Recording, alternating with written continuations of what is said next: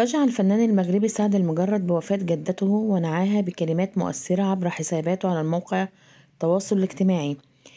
وشارك المجرد صورة جمعته بجدته في طفولته وعلق قائلا: جدتي في ذمة الله، اللهم اغفر لها وارحمها واعف عنها وأكرم نزلها ووسع مدخلها واغسلها بالماء والثلج والبرد ونقها من الذنوب والخطايا كما ينقى الثوب الأبيض من الدنس.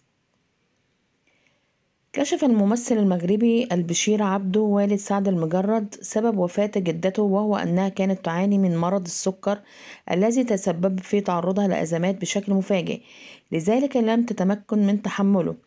وتوفيت أمس الموافق من 19 نوفمبر يوم السبت، كما أكد أن لحظة معرفته بالوفاة كان خارج البلد، ولكنه تمكن من ترتيب أموره ليحضر جنازة والدته ودفنها.